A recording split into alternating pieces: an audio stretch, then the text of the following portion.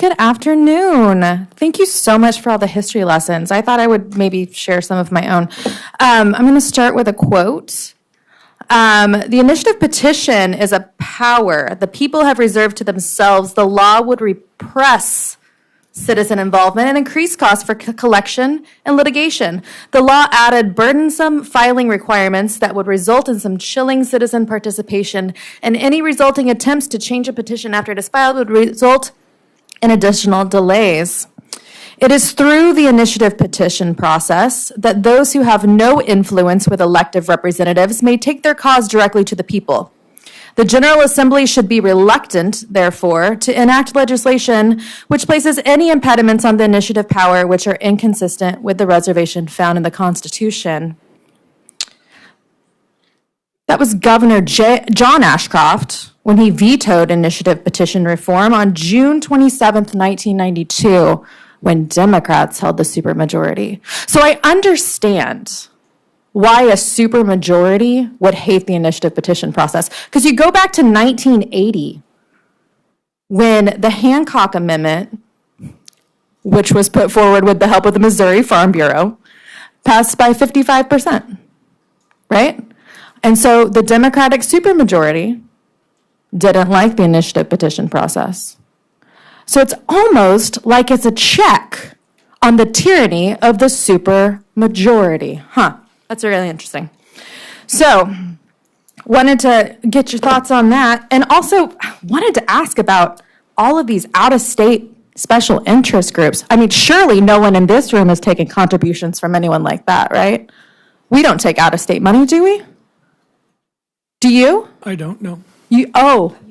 So, okay. If I have, I don't know that I haven't, yes. Okay. Yeah, I'm sure that some of the lobbyists in the room could fill you in on where some of their money comes from. If our money is coming from that, you're surely against that. What? Getting money from other United States citizens that might live in Kansas or Illinois or Oklahoma? Out of state, I'm sorry, I didn't mean, I thought you were saying out of the country. Oh, no, that's already illegal due to federal law. I thought you were saying out of state. No. I wasn't meaning. That's already illegal by both state and federal law. Anybody has gotten some money from out of state. Yeah, right. That's not what I meant. Those out-of-state interest groups.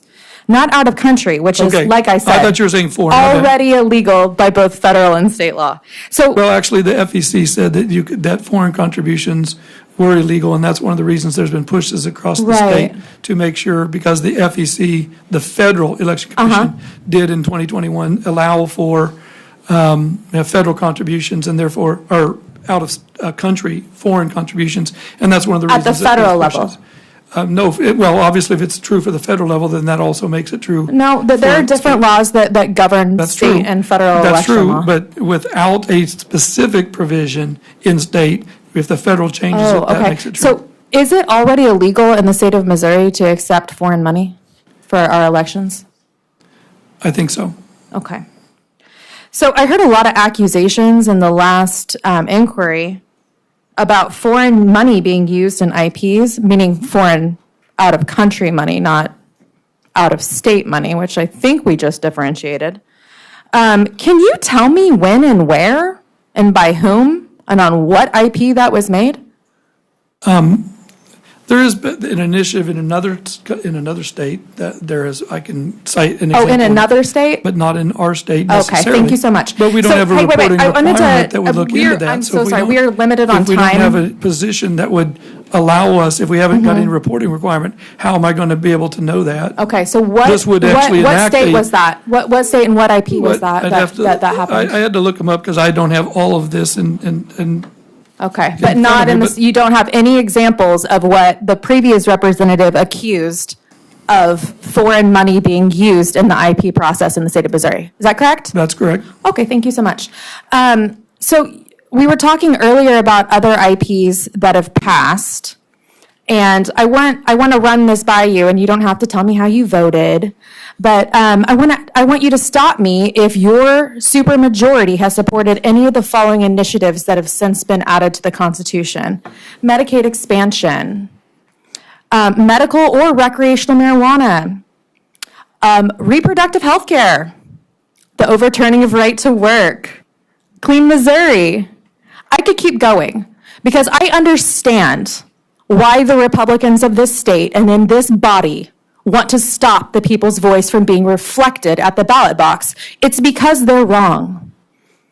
Not the people that you guys repeatedly call stupid and who you believe lack the reading comprehension to understand what they're voting for unless it's got an R behind it. Yep. I understand why you guys want to do this, but I also want to know why you don't think it should be applied to the HJRs that you send out. When you're trying to repeal Amendment 3, when you're trying to take away a woman's right to choose in the state of Missouri, why does it not apply to every congressional district in this state? If that was put forward in an initiative petition, it would. Oh, but not by the people, right? I've already explained why I think that there should be a different standard for ballot measures brought forth by the legislature after it goes through the vetting process of the legislature. I do not think that they should have the same standard.